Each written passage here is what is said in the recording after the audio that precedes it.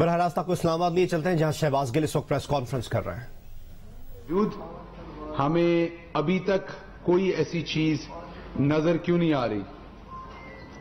دیکھیے، سب سے پہلے تو میں کچھ اعداد و شمار آپ کے سامنے رکھتا ہوں، اور وہ اعداد و شمار ہیں کہ پاکستان کی اکانومی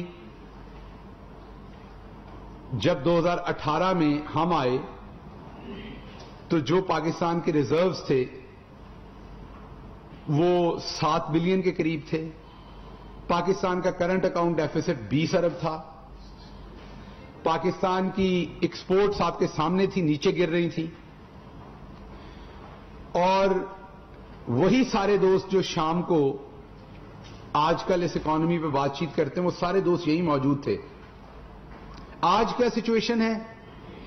آج سچویشن ہے جی، پاکستان کے فارن ریزروز جو ہیں، پاکستان کے جو ریزروز ہیں وہ پاکستان کی تاریخ کے ہائیسٹ ہیں، 22 ارب پہ بیٹھے ہیں. آج سچویشن یہ ہے کہ پاکستان کی ایکسپورٹ لگاتار اوپر جا رہی ہے. آج آپ کا کرنٹ اکاؤنٹ ڈیفیسٹ کنٹرول میں ہے. لیکن آج بتایا جاتا ہے کہ اکانومی کی سچویشن بہت بری ہے، جب اکانومی نون لیگ کے زمانے سے ڈبل بہتر ہے کووڈ کے باوجود. تو ہمیں روز شام کو بتایا جاتا ہے کہ اکانومی بہت بری ہے. اب پرائم منسٹر عمران خان نے ابھی تک کیا کیا ہے؟ شوگر سیکٹر جو ایک مافیا بن چکا تھا، کیمراز لگائے. اگلا سوال ہوگا فائدہ کیا ہوا؟ ٹیکس ڈبل کلیکٹ ہو گیا. ہونا نہیں ہے، ہو چکا ہے. ڈبل پیسہ کلیکٹ ہو چکا ہے. ٹبیکو کے اوپر ٹریک اینڈ ٹریس سسٹم لگایا، بڑے سالوں سے لگانے کی کوشش کی جا رہی تھی، ہم نے لگایا. مراد سعید کو شاباش، جنہوں نے آج بھی صبح بتایا، پہلے بھی، کہ وہی سڑک اتنے ہی کلومیٹر اس سے بہتر کوالٹی 8-10 سال کے بعد آدھی قیمت پہ بن رہے ہیں. 25% کم ریٹ پہ بن رہے ہیں، 30%، 50% کم ریٹ پہ بن رہے ہیں. اس کا مطلب کوئی کھا رہا تھا یہ سارا پیسہ. تو سب کچھ پہلے کی نسبت بہت بہتر ہو رہا ہے، لیکن ایک کام وہی ہو رہا ہے پہلے کی طرح، اور وہ یہ ہو رہا ہے کہ مریم نواز، جن کے پاس کوئی سیاسی عہدہ نہیں تھا، کوئی حکومتی عہدہ نہیں تھا، سیاسی کہا میں نے، کسی قسم کا حکومتی عہدہ نہیں تھا، نہ وہ کہیں ڈائریکٹر جنرل تھی، نہ وہ ایس اے پی ایم تھی، نہ ایڈوائزر تھی، نہ وہ فیڈرل منسٹر تھی، نہ وہ اسٹیٹ منسٹر تھی، نہ وہ پی ٹی وی کی ہیڈ تھی. لیکن اس کے باوجود انہوں نے جو عزت بخشنی شروع کی اداروں کو اور میڈیا کو، وہ ڈان لیگ سے شروع ہوئی اور اس کے بعد ٹوکریوں میں پہنچ کے ختم ہوئی. اور ابھی یہ جاری ہے، سلسلہ ختم نہیں ہوئی. آپ نے دیکھا کہ جو پہلی آڈیو آئی مریم صفدر صاحبہ کی، جس کو مان لیا گیا، تینوں آڈیوز کو مان لیا گیا نون لیگ کی طرف سے.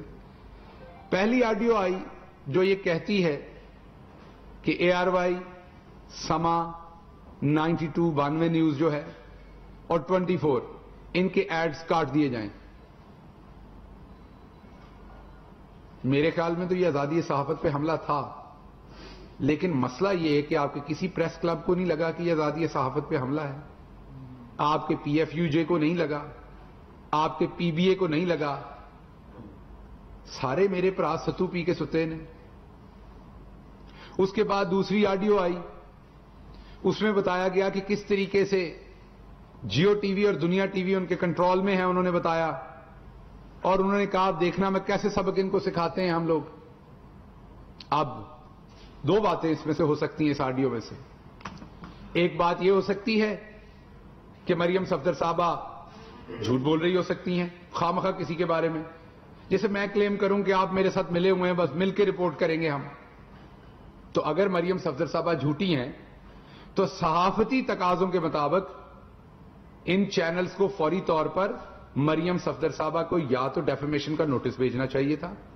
اور چلیں اگر آپ یہ کہتے ہیں کہ جی ہماری سوسائٹی میں کئی لوگ ایسی بات کر جاتے ہیں، تو کم از کم ایک خط لکھنا چاہیے تھا، ایک اوپن لیٹر، کہ آپ ہمارا نام استعمال کر رہی ہیں، ہمارے ادارے آپ کے ساتھ نہیں ملے ہوئے، ہم پاکستان تحریک انصاف پہ کنسٹرکٹیو کرٹیسزم کریں گے، کرتے ہیں، آئندہ بھی کریں گے، ہم آپ کے ساتھ نہیں ملے ہوئے، ہمیں ڈیفیم مت کیجیے اور اپنی سٹیٹمنٹ واپس لیجیے. کیونکہ وہ مان چکے ہیں کہ ہماری آڈیو ہے. لیکن آج کل ستو ہندے نہیں ہیں, بس ستو پی کے ستے ہیں سارے سردیاں بھی.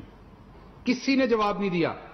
جیو ٹی وی ایک معتبر ادارہ ہے, دنیا ٹی وی ایک معتبر ادارہ ہے, کسی نے اس پہ بات کرنے کی جسارت نہیں کی. اب رہی صحیح کسر بالکل پوری ہو گئی. وہ محترمہ جن کے پاس کوئی عہدہ نہیں تھا, انہوں نے دیکھیے کس طریقے سے ایک فیڈرل ایڈوائزر کو یا منسٹر کو, یا اس ٹائم وہ سینیٹر تھے تو منسٹر تھے, ان کو کیسے لیش ڈال کے پکڑا ہوا ہے ہاتھ میں, اور وہ جی جی میں جی جی کر رہے ہیں, اور ان سے انسٹرکشنز لے رہے ہیں کہ فلانے کو میں نے ہٹا دیا, فلانے کو لگا دیا. اب اس میں سب سے زیادہ مجھے تکلیف ہوئی ہے جو لفظ حسن نثار صاحب کے بارے میں بولے گئے. سینئر ہیں, بزرگ ہیں, عمر میں بڑے ہیں. مظہر عباس صاحب ہم پہ بھی تنقید کرتے ہیں, روز کرتے ہیں, لیکن ان کی زبان ہمیشہ شائستہ رہتی ہے. مجھے ان کے جرنلزم سے اختلاف ہو سکتا ہے, ان کی رائے سے اختلاف ہو سکتا ہے, لیکن میں کسی نشے میں ہوں گا میں ایسی بات ان کے بارے میں کہوں گا کہ وہ بھونکتے ہیں.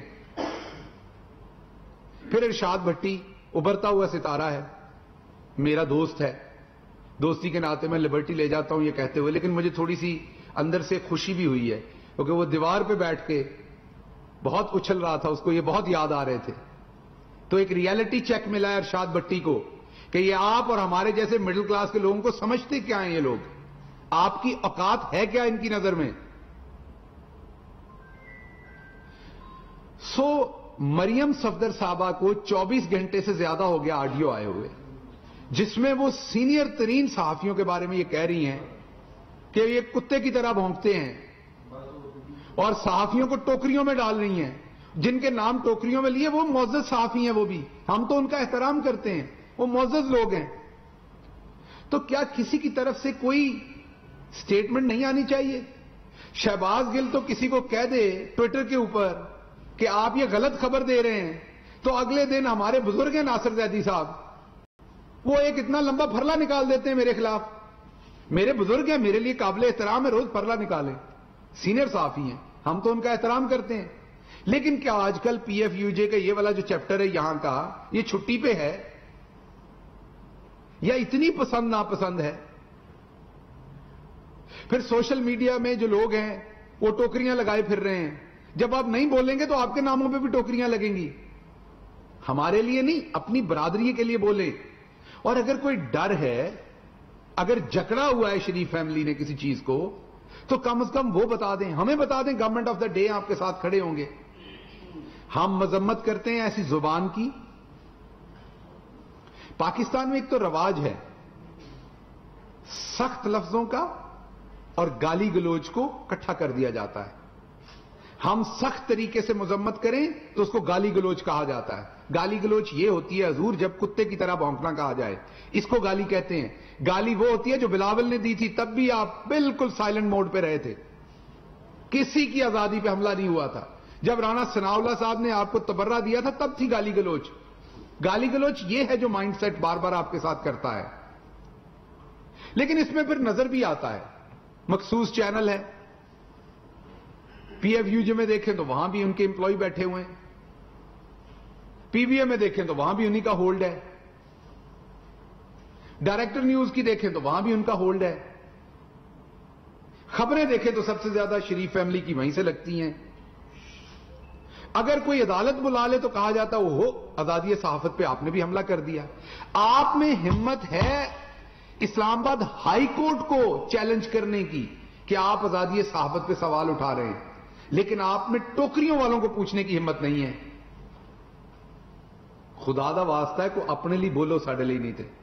میری آج کی پریس کانفرنس کا ایک ہی مقصد ہے, او بھائی اتنا سناٹا کیوں ہے, کچھ تو بولو, سانس ہی لے لو اونچی, ہم آپ کے سانس کے ساتھ سانس ملا لیں گے.